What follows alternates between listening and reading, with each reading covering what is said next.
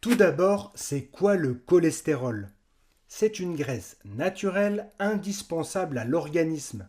Il entre dans la composition de nos cellules, intervient dans le processus digestif, dans la synthèse de certaines vitamines ou encore hormones. D'où vient-il? On considère que les trois quarts du cholestérol sont produits par le foie. Le quart restant est issu de l'alimentation. Pourquoi parle-t-on de bon et de mauvais cholestérol?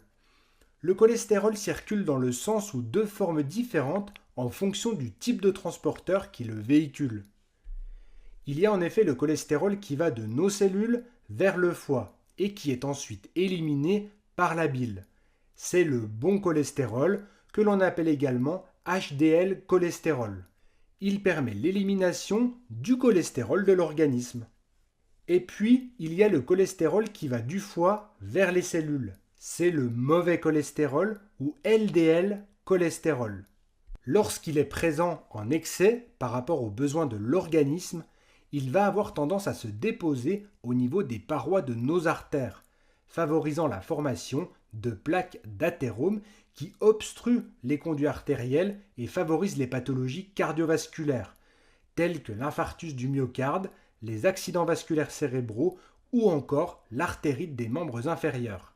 Comment savoir si j'ai trop de cholestérol? Un taux anormalement haut de cholestérol se nomme hypercholestérolémie. La plupart du temps, il est asymptomatique durant des années. On parle souvent de tueur silencieux. Il est donc important de faire des bilans sanguins réguliers pour évaluer la situation. Une simple prise de sang suffit pour doser le cholestérol total, le HDL et le LDL cholestérol.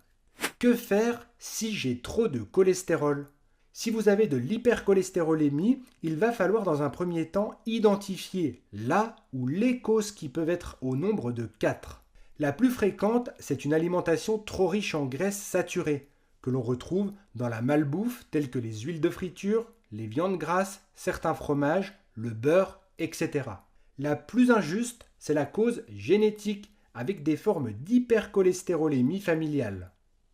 La plus prévisible, c'est lorsqu'il y a présence d'une autre pathologie, par exemple rénale, hépatique, thyroïdienne ou encore la présence d'un diabète. La plus réversible, c'est lorsque l'augmentation du taux de cholestérol est due à un traitement médicamenteux, typiquement les traitements contre l'acné, certaines pilules ou encore la cortisone.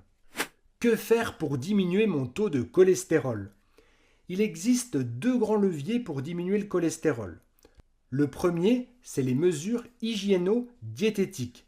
C'est prouvé, ça fonctionne.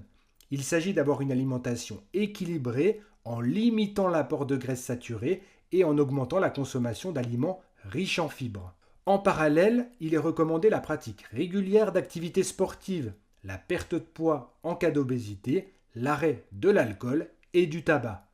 Le deuxième levier, c'est les traitements médicamenteux qui peuvent agir à différents niveaux du métabolisme des graisses. Les plus connus sont les statines. Si vous avez des questions, n'hésitez pas à les poser dans les commentaires. Je vous remercie pour votre écoute et votre attention.